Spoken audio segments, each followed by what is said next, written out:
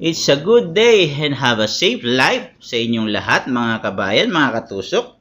Ito po ang inyong kabayan, si Angel, ang simpleng florista ng Saudi Arabia.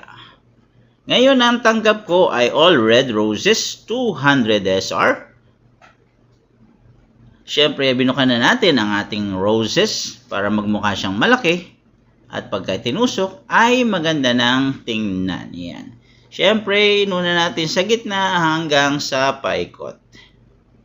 Paikot lang ng paikot, pero wag sana yung katulad ng pagpapaikot sa iyo ng boyfriend mo or ng girlfriend mo. Na akala mo, ikaw lang.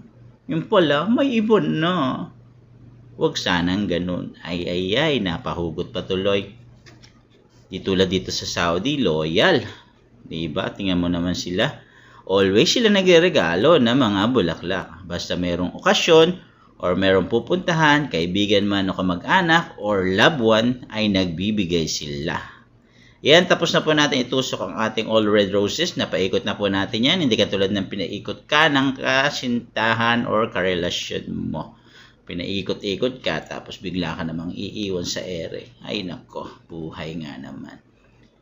Buti na lang, thoughtful ako. Dapat ganun, di ba? 1 is enough, 2 is too much. But love is love. Yon. Napaikot na natin or nadikit na natin yung ating tape sa gitna at nilagyan na rin natin siya ng lemonia full na kulay red.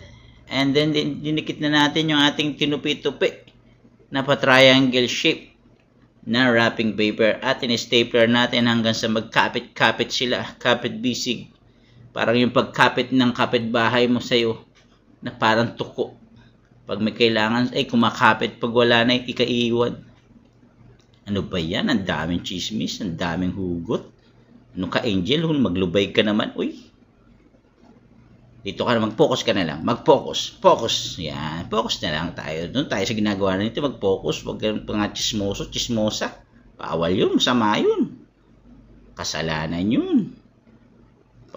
Panghawakan mo na yung buhay mo. Huwag yung buhay ng iba. Iba. Hawakan mo yung buhay. Buhay ng jowa mo. Para hindi mapunta sa iba. Yan guys, tapos na natin idikit yung ating first layer at yung second layer. Natakpan na natin lahat yung ating mga floral foam. And then naglagay na tayo ng palikpik sa baba.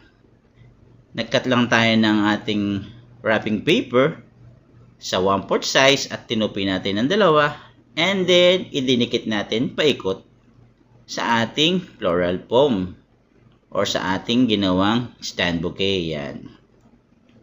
Kukumplituhin lang natin yan sa baba, paikot, at maglalagay pa tayo ng additional palikpik sa gitna naman. Para magmukhang malaki at mas mukhang buka ang ating arrangement. Yan. Para pag sinerve natin sa ating customer ay matuwa at maging malaki yung tingin niya sa bulaklak. Yun naman ang purpose ng paggawa ng ganito ay yung maging malaki yung ibibigay mong bouquet para yung worth it ba yung pagkakabili niya. Kahit sabihin mong 200 real lang, yung pagkakabili niya ay malaking tingnan. Na titingnan niya ay parang mga 300 real ang presyo. Yun. Para siya ay satisfied. Pag satisfied ang customer, syempre babalik. Yan guys, natapos na po natin ang ating stand bouquet worth 200 real at lalagyan na po natin syempre ng ribbon na red. Syempre, ribbon na red. Para love na love. Yan guys, tapos na po natin ang stand bouquet worth 200 real for the loved one. I hope na gusto nyo po aking simpleng tutorial o simpleng paggawa ng bouquet. Paki-like and share and follow naman po ako for more video. At paki-comment po kung saan nakarating ang aking video para mapasalamatan ko po kayo sa aking susunod pang mga video. Maraming salamat po. God bless you all mga kabayan, mga katusok. Hanggang sa muli natin pagkikita. Pakisupport na lang po ang lahat ng mga nagbablog saan man sa mundo, mga Pilipinong lumalaban ng patas para sa kinabukasan.